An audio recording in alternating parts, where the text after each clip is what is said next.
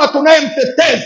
Utamjuaje mtetezi wako? Utamjua kwa sababu unayo mema mengi aliyokutendea.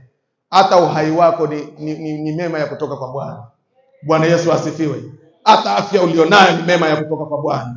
Sio lazima uwe na nyumba nzuri, sio lazima uwe na ng'ombe, sio lazima makundi yako yaongezeke. Ni lazima umtafakari Bwana kwamba mimi nimempa nini Bwana ni katika hali nilionayo. Wana wa Yuda walisahau, wakatengeneza miungu, wakasema hii ndio miungu tutakayoiabudu. Kama ya kwako ulivyoitengeneza, inawezekana umeshatengeneza miungu kwamba ile kazi yako ndio Mungu wa kumwabudu, kama fedha yako ndio Mungu wa kumwabudu, kama elimu yako aliyokupa Bwana ndio Mungu wa kumwabudu, kama kufanikiwa kwako ndio Mungu wa kumwabudu. Hapo ninakwambia umekosea. Unasababisha wewe uje upelekwe utumwani.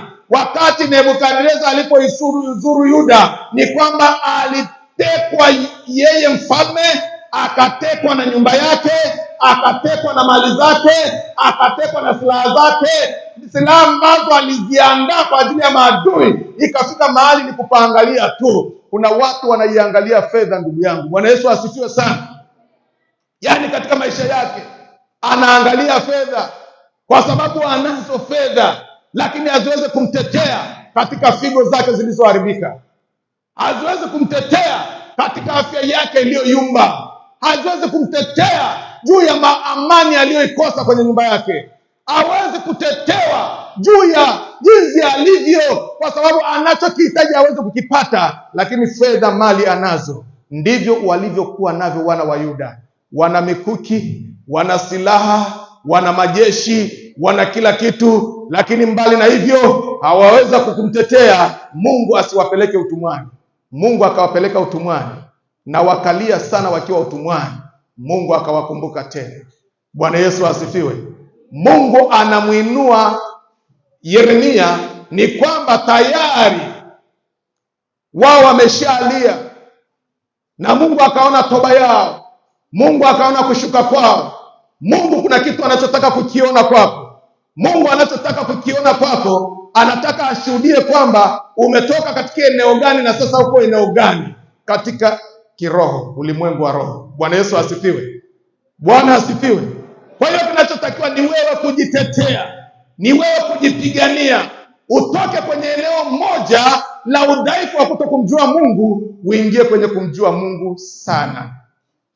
Haleluya. Bwana Yesu asifiwe. Jina la Bwana libarikiwe.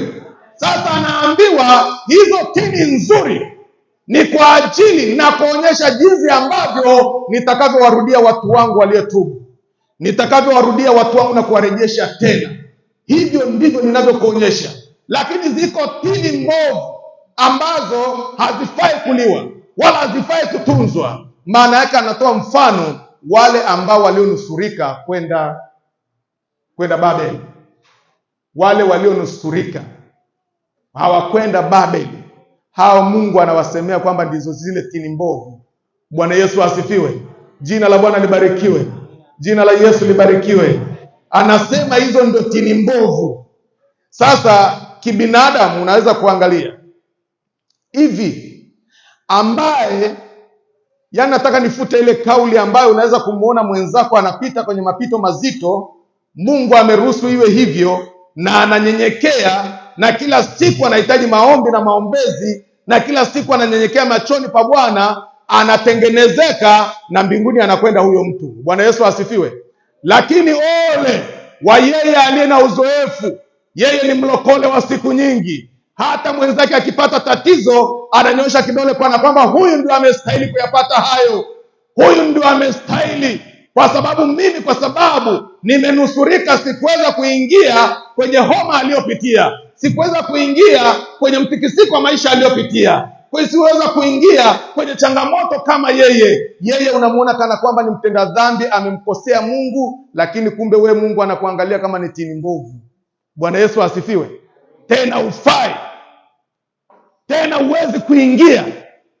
Ndivyo anavyosema zile tini mbovu, ni kwamba ni wale manusurika wa wana wa Yuda ambao nitakuja nitawaangamiza, kwa sababu sijawatengeneza na hawajapitia kwenye shule yangu, wamekuwa ni wajanja kutoweka. Bwana Yesu asifiwe.